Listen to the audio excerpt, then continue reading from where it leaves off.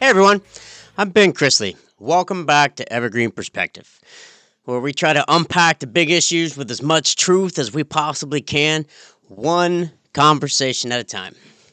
Today we're going to dig into something that touches tens of millions of Americans. Whether you're fresh out of high school, you are a parent trying to help your kid plan for the future, if you're trying to change jobs and careers, or if you're earned your degree years and years ago and you're still working on paying off your debt.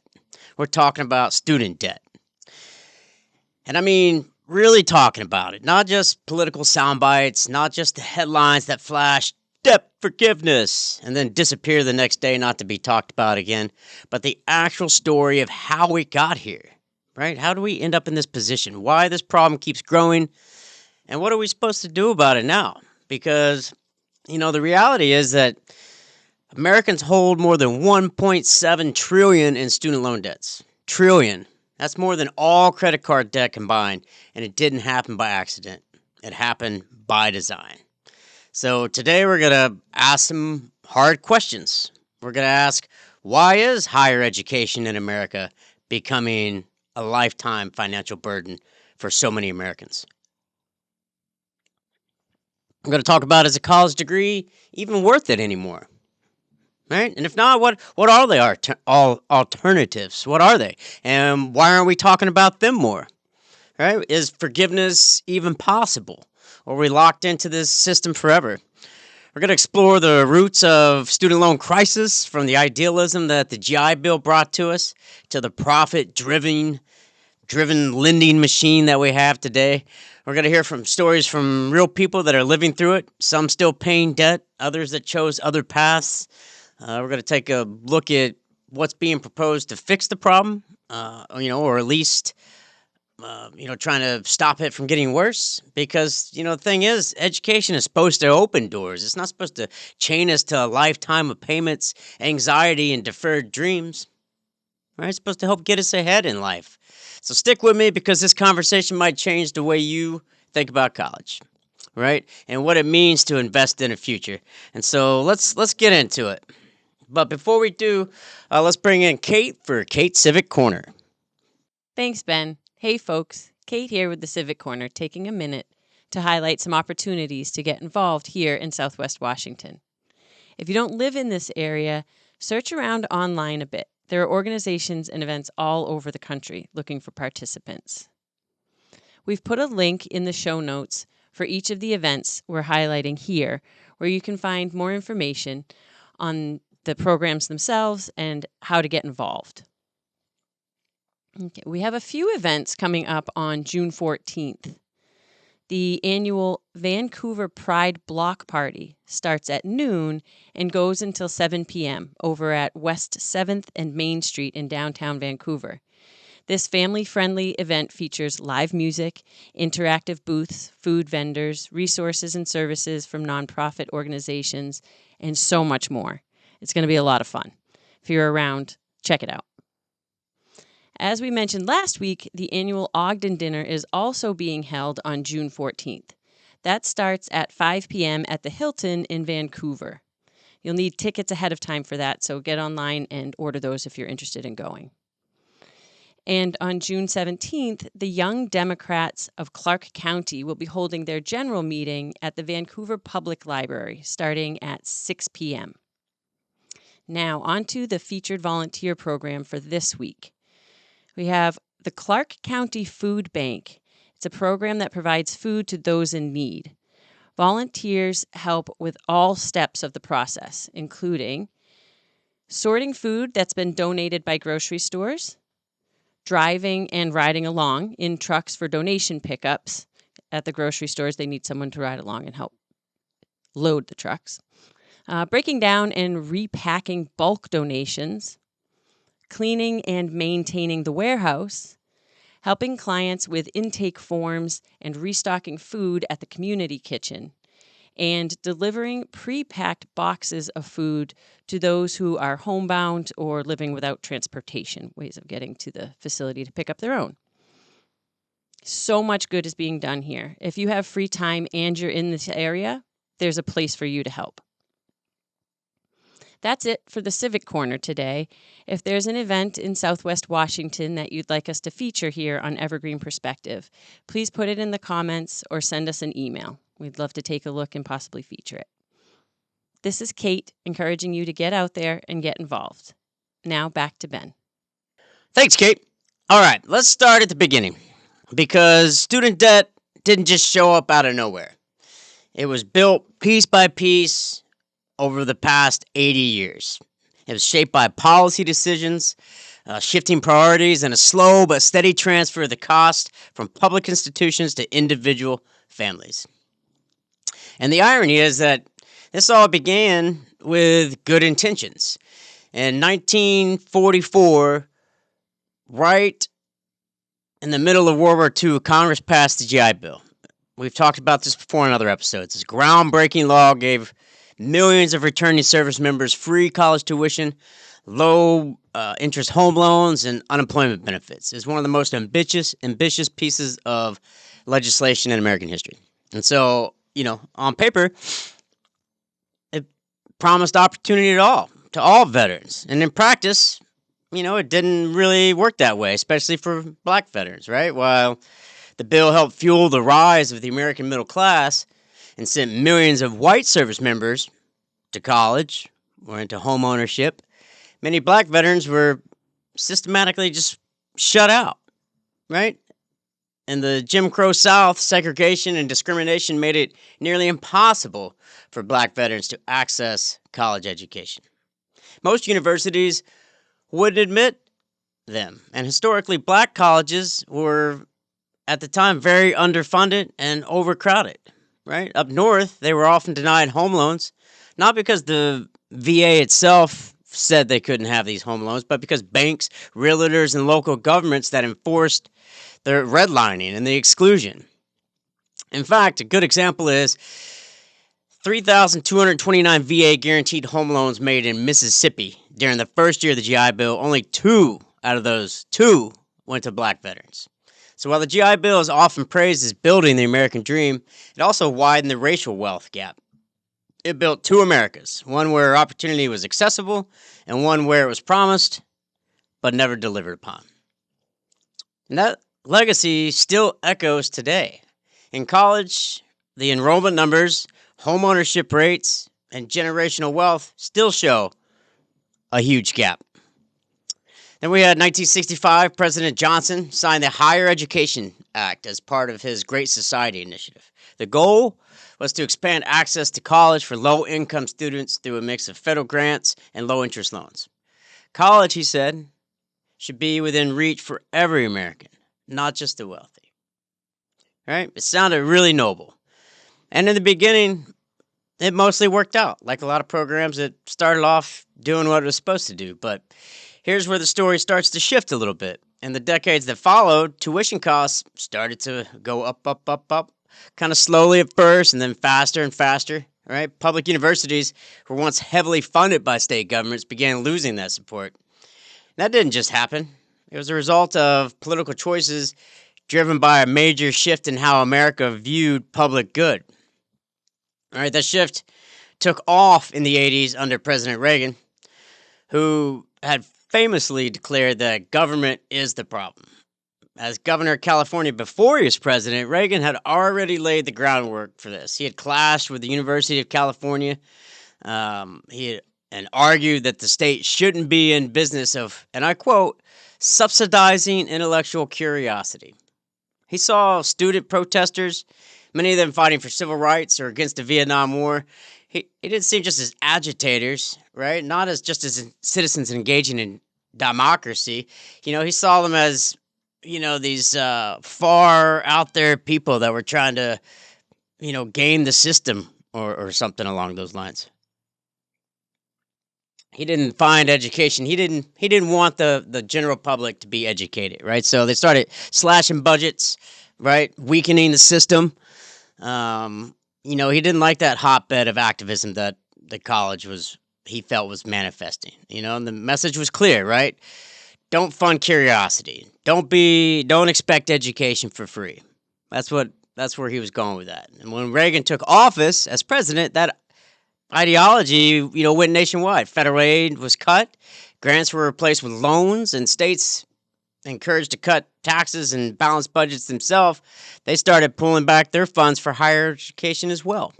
So by the late 80s, state disinvestment in public colleges had become normal. It was the norm. And when money stopped coming from state legislators, universities started raising tuition to try to make up the difference. So, you know, state funding has continued to decline. The money gone per student allotment, right? So college universities, they had to make up the difference. And how they make up the difference, they started raising that tuition. And the more they raised it, the more students borrowed. And the more they borrowed, the more that normalized the debt that came with going to school.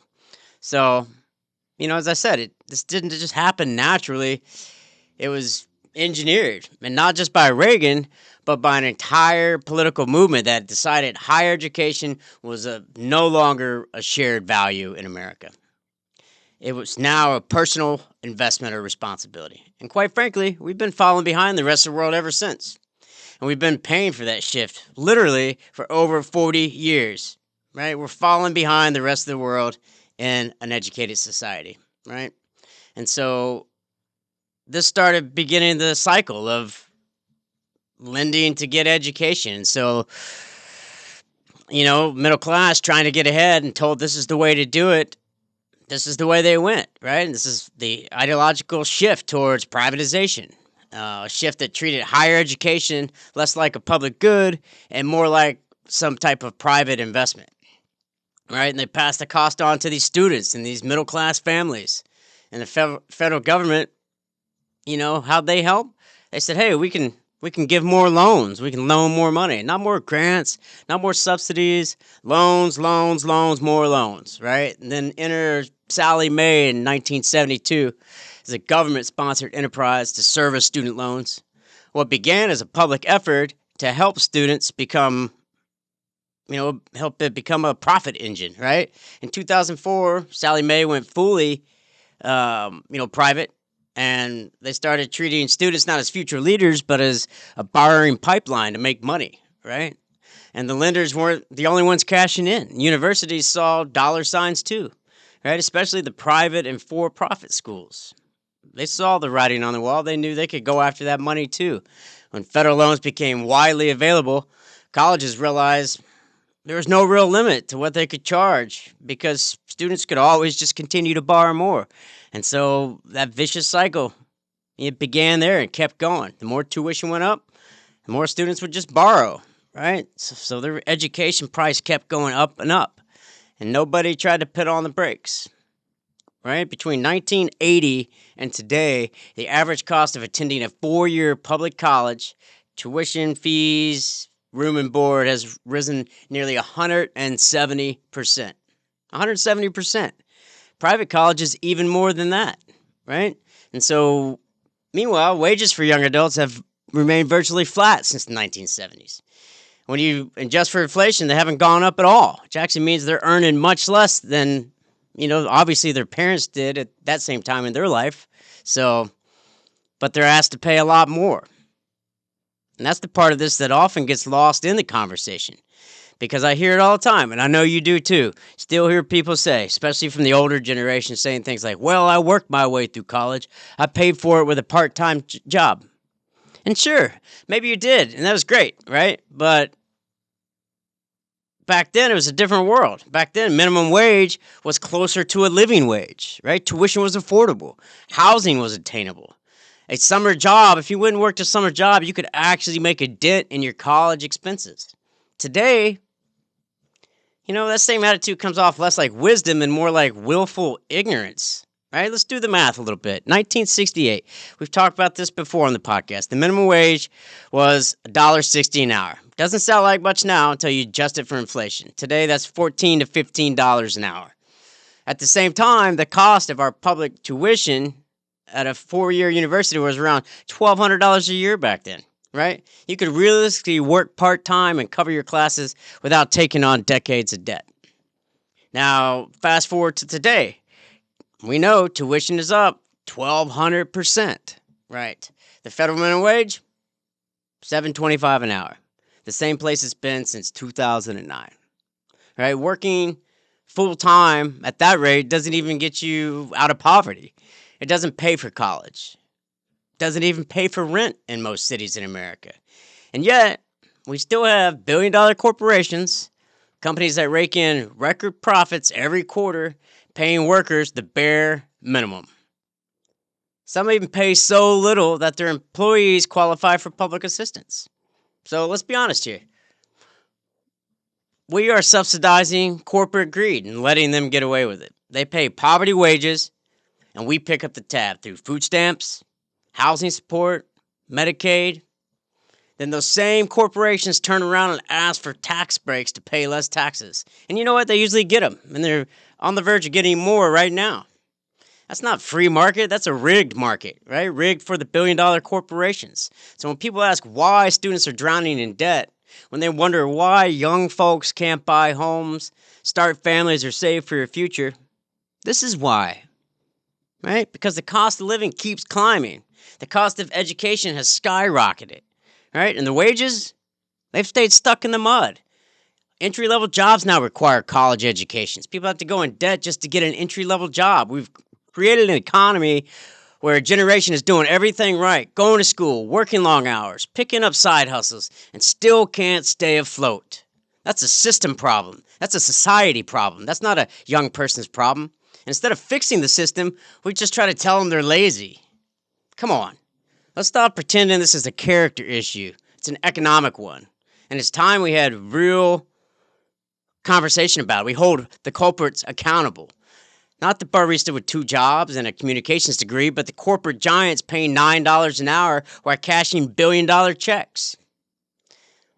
We cannot talk about student debt without talking about the wage injustice, corporate exploitation, and a political system that continues to reward profit over people. And here's a key point most people don't know about. In 2005, under the Bush administration,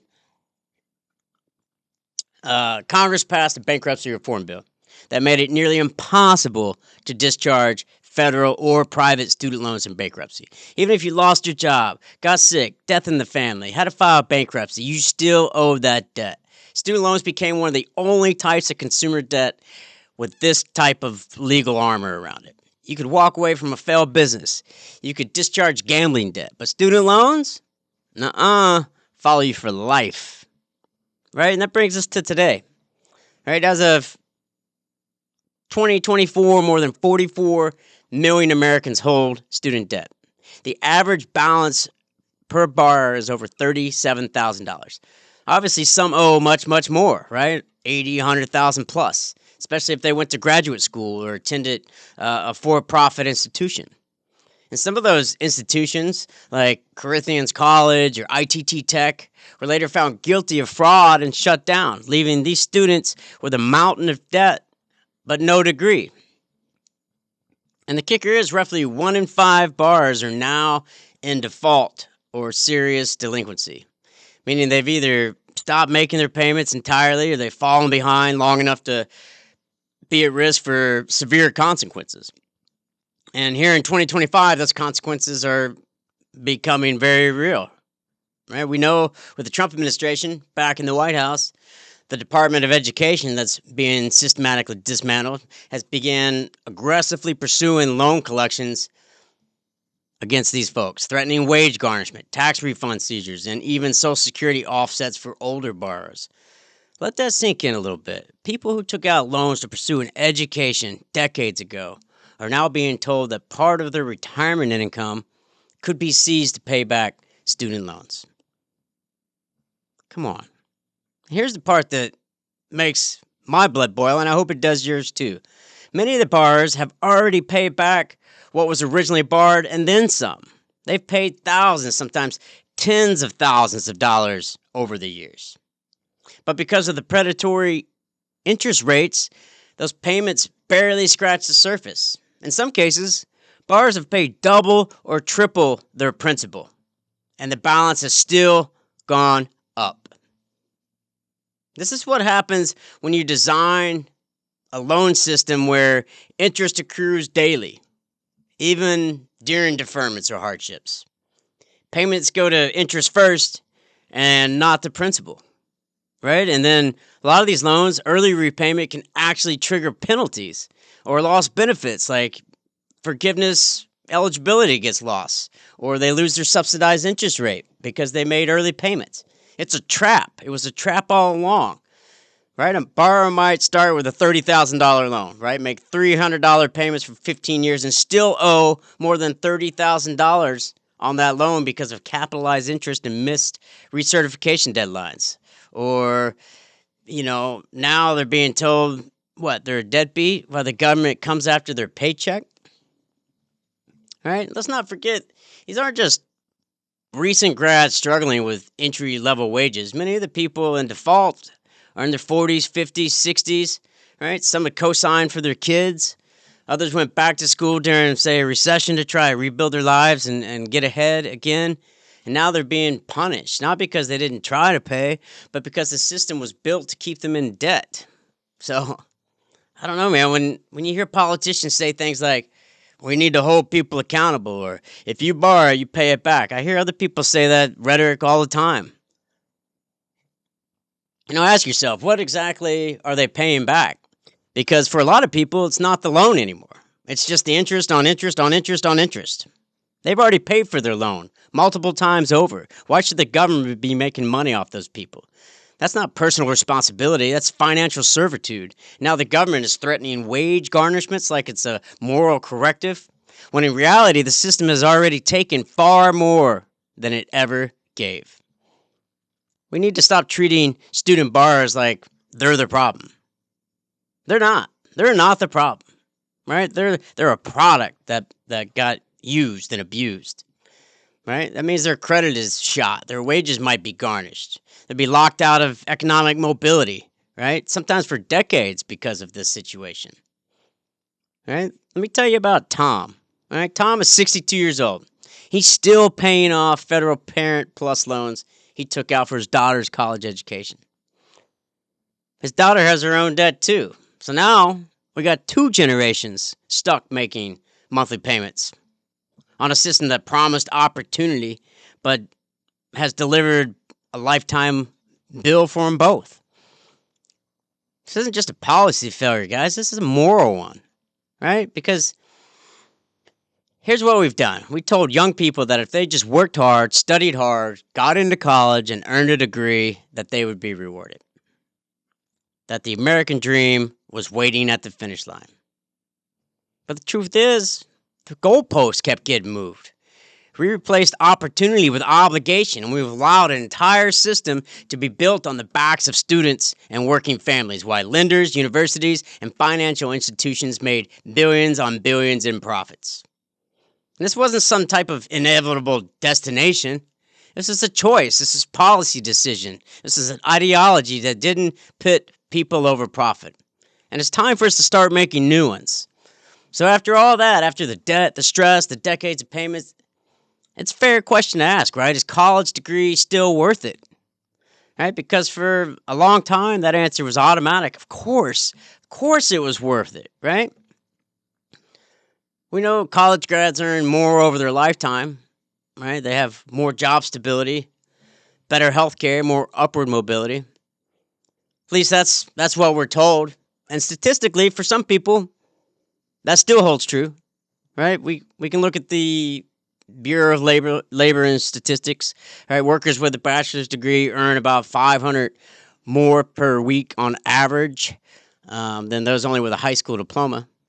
But that only tells part of the story, obviously, right? Because the problem, those numbers don't tell it, right? Because the return on investment, that so-called payoff from college degrees, varies widely depending on what you study, right? Where you go, and how much you had to borrow to get to your destination. Let's take two people, for example, right? Both go to college. One earns a degree in software engineering. The other one in early childhood education. They graduate with the same debt, about $40,000. But 10 years later, one might be making six figures, while the other one is having to live paycheck to paycheck because their job doesn't pay as much. Same degree structure, same system, very different outcomes. And we need people in early childhood education, just like we need software engineers. So, for millions of lower paying field jobs, education doesn't automatically equal some type of economic security. All right, and let's not forget, most of these lower paying fields, such as childhood education, social work, and other critical jobs that keep America moving, these jobs require them to have degrees to get the positions they're in. Right? And tuition keeps rising, right? While those wages are staying flat. Housing costs have exploded. Basic necessities, they're definitely not cheap. So even with a good job, that student loan bill can feel like a second rent for many people. Let me tell you about Jasmine. All right, she's 26 years old. She has a degree in communications from a university, and she works full time as a barista because the media job that she had went to school for and trained for, it didn't exist when she graduated. Right? She's got $63,000 in debt with a $550 a month loan payment. Right? She did everything right. Right? She's still stuck. Now contrast that with her friend Joe, her friend from high school. He skipped college, right? He went to trade school for HVAC. Now runs his own small business, right? He's making a decent living, and he doesn't have any student debt, right? He's able to have no student debt, own his own home, and this isn't about shaming one path over the other. It's about expanding the definition of success, because somewhere along the way, we started treating four-year college as the only respectable option, right? We made vocational schools, trades, apprenticeships, even community colleges sound like some type of backup plan for, the people that couldn't cut it, right? And that mindset has done some real damage to how we go about choosing our careers. All right, so let's talk about some alternatives, right? Trade schools. They offer specialized hands-on training for, electrical work, plumbing, welding, auto tech, jobs that are always in demand, and they often pay pretty well, right? And you can finish those programs in 1 to 2 years and enter the workforce fast, skipping all that debt. Then there's apprenticeships out there, right? They let you earn while you learn on the job, right? Like construction, advanced manufacturing, even some IT jobs, right? In a lot of those instances, the employers cover the cost. And when you're finished, you're ready to jump in a system and start building your career and get to work. And there's a lot of online learning programs out there that you can gain high value skills that don't cost an arm and a leg for, say, coding or design or marketing, cybersecurity, those type of things. Usually a fraction of the cost of a traditional degree. And these aren't fringe ideas. I mean, they're practical and affordable and efficient. So we need to start promoting these a little more because high schools keep pushing one narrative: go to college or else. And that's not fair because it sets people up for unnecessary debt, right, with unrealistic expectations. And that's not what our young people need. We need to know all the options of different directions they can go, right? Because there was a time when a bachelor's degree opened most doors. Now it's often the minimum you need, right? Jobs that used to require a high school diploma now suddenly want a bachelor's degree. Some entry level roles even ask for a master's degree plus experience. Right? It keeps moving the goalposts for people trying to get in and break into their career and get started. Right? It's almost like people are trying to gatekeep instead of just lifting people up. And this keeps fueling this debt cycle. So, is college still worth it? Sometimes, yes. If you know what you want to do, if your degree has a strong return on investment, if you have access to grants, scholarships, and family to help you out. But for millions, the answer is a lot more complicated, right? It's not just about what you learn anymore. It's about what it costs you to learn it and whether that cost ever gets paid back. Is it worth it? It's important to note that, a lot of jobs out there, a lot of careers out there require these degrees and they don't pay enough money, right? It's not just minimum wage we're talking about. We're talking about all levels of income, right? So if you want to be social worker, it costs you just as much to get that degree in social work, and we need them out there doing their job, right? So, maybe it's time we stop asking young people to take on a massive debt for an outcome we can't guarantee anymore. And where's that going to leave our society? Because when education becomes a gamble, it stops being a right and starts looking, like some kind of hustle. But with all that said, that doesn't mean we should just push everyone into trade schools and call it a day, right? Yes, trades are important. Absolutely. We need electricians and welders and HVAC techs and plumbers and carpenters. These are essential, highly skilled jobs, and they deserve real respect and real wages. But that doesn't mean we abandon higher education, because a truly thriving nation needs both a highly skilled workforce and a highly educated population. We need teachers and scientists and doctors, engineers and writers and social workers and policy thinkers, climate experts. We need people who understand history, economics, law, art, and technology. And if we want to stay competitive in a global economy, if we want to solve the challenges of climate change and automation and public health, we want a strong, functioning democracy, then we can't afford to make higher education a luxury item, or one that puts our young people in so much debt they're never going to climb their way out. So, and it's worth asking, why in the richest country in the world do we make education so expensive, so complicated, and so financially punishing on the middle class? Because in America, everything is filtered through a lens of profit, right? Not people, not community, not long-term vision, just how much someone can make off this or how much someone can make off of that. And that mindset, it has dire consequences. Other countries, many of them far less wealthy than the United States, offer their citizens tuition-free or nearly free higher education. Germany, Norway, Finland, Scotland, Slovenia, even Mexico and Brazil offer heavily subsidized options for their citizens because they understand that investing in people is good for everyone. It boosts innovation, it strengthens democracy, and builds a more resilient economy. But here, we continue to treat college like a commodity instead of a public good. We continue to saddle our population with debt. We let private lenders profit off that debt. We defend, these private institutions. We defund the public institutions, right? And when people can't keep up, we just blame them like it's all their fault. And this is all starting to catch up with us. The U.S. used to be looked at as a global leader in education, a shining example of opportunity and upward mobility. Now they won't let us enroll students from out of the United States into Harvard, or they're trying to, right? I'll tell you what, that shine is worn off, and badly. After decades of policy that has ripped apart the middle class and widened the wealth gap to historic levels, that shine is rolling back. Now the Trump administration is back in the White House, is getting worse again. They're not just refusing to fix the system, they're doubling down on it, proposing even more tax breaks for the wealthy, even as the average American is living paycheck to paycheck.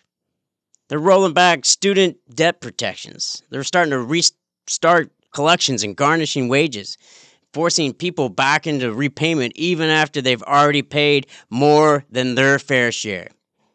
It's not leadership. It's not reform. It's extraction, pulling every last dollar they can from the people who can least afford it. And the truth is, we don't just have a student debt crisis. We have a values crisis in America right now. Because somewhere along the way, we stopped asking, what kind of country do we want to be? And we started asking, what can we charge for it? We've prioritized profit over people year after year, right? Education shouldn't be a luxury, shouldn't be a generational burden, and it damn sure shouldn't be something you go into debt for the rest of your life trying to obtain, right? An educated country is a stronger country, and a country that invests in its people is one that survives the future, okay? We've talked a lot about the mess that got us here, right? With so many people owing so much, right? The big question, that divides everybody continually on everywhere you look, right? Should we forgive student debt? People have real strong opinions about that, and if we do, like, what does forgiveness even mean? What does that look like? Let me start with Angela's story, okay? Angela's a public school teacher. She graduated from a state university. She took out loans. She enrolled in the Public Service Loan Forgiveness Program, right? The promise is simple in this program. Work in a qualifying public service job, make your payments for 10 years, and the rest of your debt will be wiped away. You'll be forgiven. I mean, it sounds like a decent program, right? Sounds fair.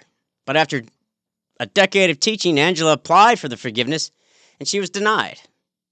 They told her paperwork had been misfiled, right? And then they said some of her payments were off by a day, like she didn't make the payment on the exact day it needed to be done, right? And after 10 years of doing everything right, all of a sudden it didn't count, She's not alone.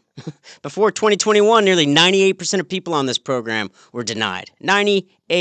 That's not a program. It was a lie the whole time. To the Biden administration's credit, they made efforts to try to clean it up, offered targeted forgiveness with certain borrowers.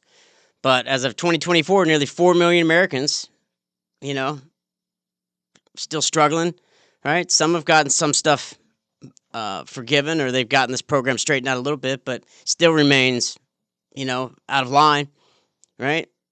The broader plan that they had approached would have gave $20,000 of federal debt forgiveness to low and middle class borrowers, right? And obviously that was struck down by the Supreme Court, right, on the grounds that the executive branch didn't have the authority. And so after that was struck down, just like that, for tens of millions of borrowers, the hope of relief completely vanished. Now let's pause for a second, because this is where the conversation,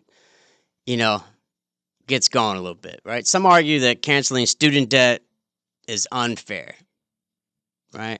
What about the people who already paid theirs off? Why should taxpayers bail out someone else's choices? Shouldn't people be responsible for their own debt? I've heard them all over and over. I'm sure you have too. And I get that. I mean, I think they're fair questions to ask, right? It doesn't feel good to sacrifice and scrape by, pay off your loans, only to watch someone else get theirs wiped away. But there's deeper truth to it, right? This isn't about handouts. This is about fixing a system that's never been fair in the first place, right? It's about picking up our fellow Americans in a system that's been rigged against us all, right? We bailed out the banks in 2008. We gave corporations billions in tax breaks and pandemic loans. And we've done it over and over again, right? When the auto industry was collapsing in 2009, we handed General Motors and Chrysler $80 billion in taxpayers' money. Why? Because we said, oh, well, they're too big to fail. We got to save them. I didn't get to vote for that. When the banks brought the economy to its knees with the subprime mortgage through reckless gambling, we turned around and gave Wall Street over $700 billion through the TARP Act. Not one single CEO went to jail for all that. Most walked away with bonuses, as a matter of fact. And the American people, we were told to tighten our belt, right? And then what else? The airline industry, right?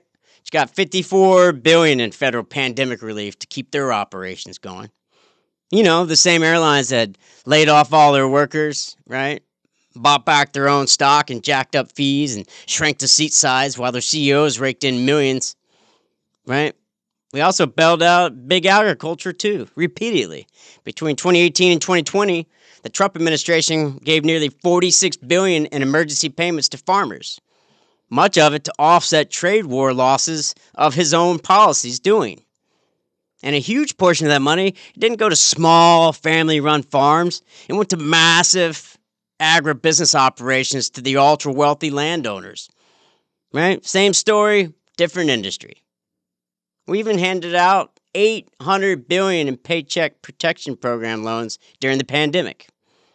And don't get me wrong, right? Some of that money helped legitimate small businesses survive, but a lot of it went to law firms and hedge funds, luxury hotels, political donors, mega churches, right? And the kicker on that is most of those loans were forgiven, right? No one asked if they deserved it.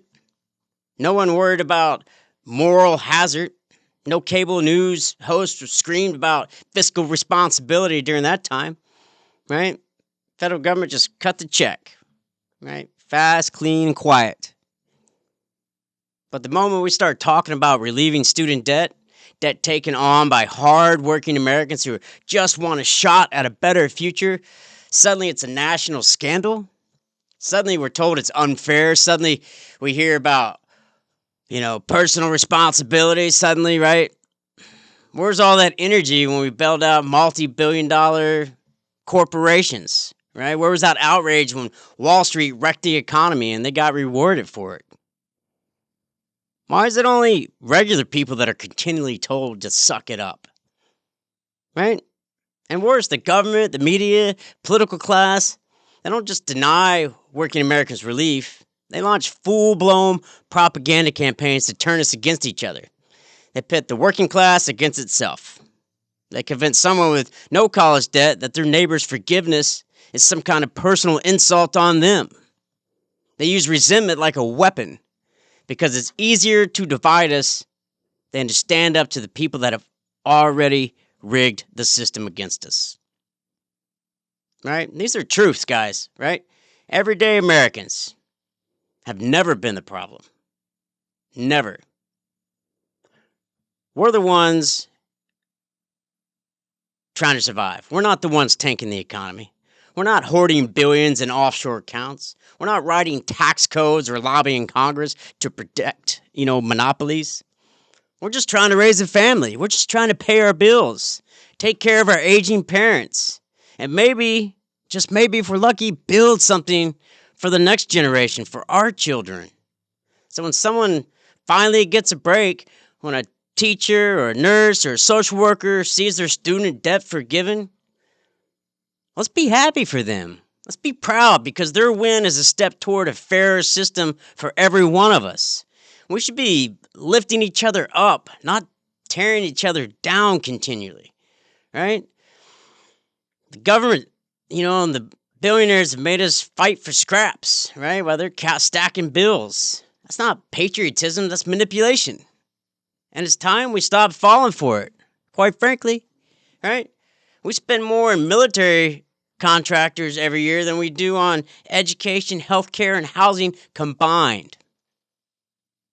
But when it comes to regular working people trying to make a better life through education, suddenly we're told, hey, there's no money there. It's your personal responsibility. You took out that loan. Let's be real. This isn't just an economic issue. I've said it before. I'll say it again. It's a moral one of what kind of country do we want to be? Because canceling debt doesn't just help borrowers. It stimulates the entire economy.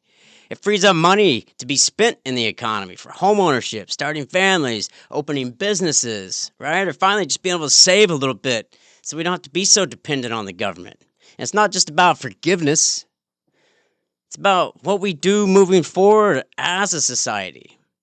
Because we can't just keep pushing 18-year-olds into tens of thousands of dollars in debt only to blame them for drowning in it, especially when wages have continued to stay so low.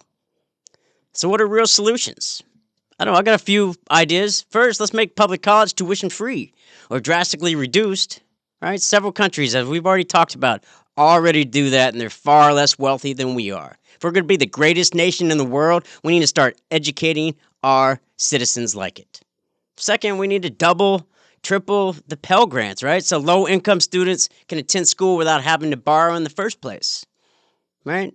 We need to start regulating these tuition hikes, right? We need to cap interest rates when people have to take out loans. We can't have these exorbitant interest rates. They can't be compounding daily. Can't be, right? In 2022 alone, the federal government earned billions of dollars from the interest on student loans. Let that sink in for a minute. The federal government is making money on hard-working Americans back that are just trying to get educated to benefit the entire society. It benefits the whole country when they get educated, and they're making billions on their backs. That's not right. That is not right. Why are we charging interest on education at all?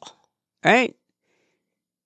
Education is supposed to be a public good, something that strengthens our country, our economy, and builds a better future for everyone. It's not supposed to be a business venture. Right? It's not supposed to be a way for the U.S. government to fill its coffers. right? Don't we pay enough in to the government? The very idea that we're charging interest on something as essential as knowledge is beyond ridiculous. It's like saying you want to build a better life. Sure, here's a loan for that, but first, let's tack on some interest so that we can make some money off your ambition. Right? This isn't just about money, it's about values. When the government profits from education, they're turning a fundamental human right into a commodity. They're telling us that something as essential as learning, something that should be available to anyone that is willing to work for it, should come at some cost. Not just with our wallets, but our future potential as well. You know, imagine this, a young person, fresh out of high school, full of hope, ambition. They take out a student loan to pursue a degree that's supposed to open doors.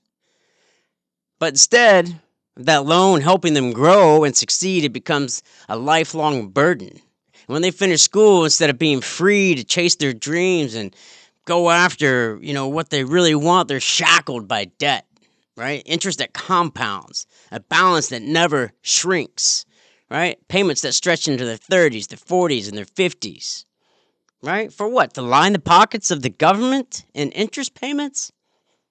Come on, right? This isn't the first time this happened. The federal government has been profiting off education for years, right? Charging interest rates on federal student loans as high as 7.5%, sometimes even higher. At the same time, the government's cost of borrowing is incredibly low, meaning that they could easily offer interest-free loans for education. But they've chose not to this point. We can do better, right? Why are they doing this? Because it's a way for the government to make money, right? I don't think they want us educated because then we might see what's actually going on.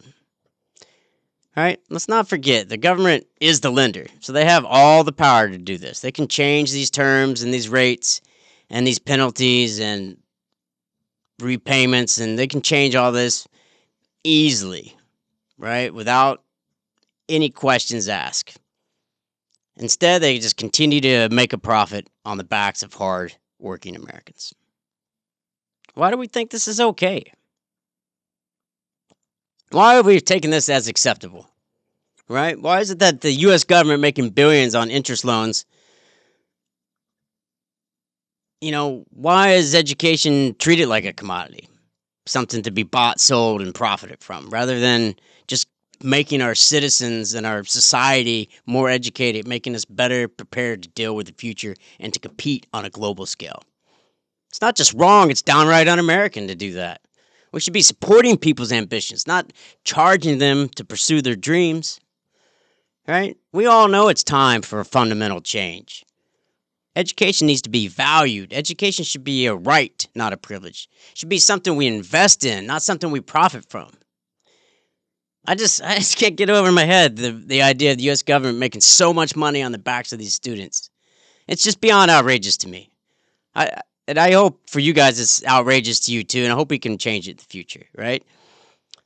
We also need to crack down on the predatory for-profit colleges that charge a fortune, overpromise results, and leave students with worthless degrees and massive debts, right? These institutions historically often target low-income students, veterans, and first-generation college-goers. They offer these flashy ads, these inflated job placement stats. They have aggressive sales tactics to get you into these programs. And once the tuition is paid off and with federal loan dollars, they disappear when it comes time to deliver. And while we're at it, let's not forget that Donald Trump himself ran one of these scams. Trump University wasn't even a real university. Had no accreditation, no campus, no professors, just a bunch of seminars and mentorship programs sold for thousands of dollars a pop. Students were promised insider secrets to real estate wealth. What they got instead was a glorified sales pitch and mountains of debt. Right? If you don't know, eventually Trump was sued by former students. Right? And even by the state of New York for fraud. And in 2016, he settled the lawsuit for $25 million. So come on. So when this administration tries to lecture us about fiscal responsibility, about hard work and paying your debts. Remember that the guy at top literally ran a fake university and made millions off of desperate people that were just trying to get ahead. They were just trying to do better. They were just trying to take care of their families. That's the hypocrisy. That's the system we're up against. One set of rules for the wealthy and powerful, and another one for the rest of us. But finally, we need to expand, simplify income-driven repayment programs, right? We need to tie payments to income, right? We need balances that are forgiven after 10 or 20 years without any loopholes, without any penalties, without any bureaucratic traps, right? Because if education is the foundation of a strong democracy and a skilled workforce, then we should fund it like we mean it. We should fund it like we want to remain on top of the world. Not with fine print, not with 7% interest, not with payments that last 30 plus years that you can't ever repay, but with dignity, fairness, and an understanding that education benefits every one of us, not just the individual holding the diploma. Because right now, we're not just robbing people of money, we're robbing them of time, energy, dreams, and the chance to build a stable life. And that's not freedom. That's indentured servitude with a student ID number. So if you're listening to this and you've struggled with student debt, I want you to know it's not your fault. You're not lazy. You're not irresponsible. You're not broken. You've been navigating a system that was never built for your success. And you deserve better. We all deserve better. So what does that leave us? It leaves us in a country where higher education was supposed to be the great equalizer. But it instead became a long-term liability for millions of Americans. It leaves us with graduates who can't afford to buy homes, can't afford to start families, they can't afford to invest in their futures because they're still paying for their past. It leaves us in a system with promises and has handed us debt and broken dreams instead. I mean, the truth is we're at a crossroads, right? We can either keep pretending that this is normal. We can keep telling teenagers to sign on the dotted line and hope for the best. Or we can chart a course of change. We can stop treating student debt like a personal failure, right? Let's call it what it is. It's a policy failure. We can build an education system that's affordable, flexible, and actually prepares people for the real world. Whether that means college, trade school, apprenticeships, or online learning. And we got to pay living wages in all these jobs. We got to stop asking people to mortgage their futures to participate in the economy. Because somebody's education should be a launch pad, right? It should be a launch pad, not a life sentence. If we want a stronger economy, a smarter workforce, and a healthier democracy, then we need to start investing in people. We need to start investing in their potential, not just whether they can have a payment plan. So here's the takeaway. This debt crisis didn't happen by accident. It was a series of choices, which means we can choose something better. We can. I want to thank you for spending time with me today. This is Evergreen Perspective. I'm Ben Chrisley. Until next time, take care of yourself and take care of each other.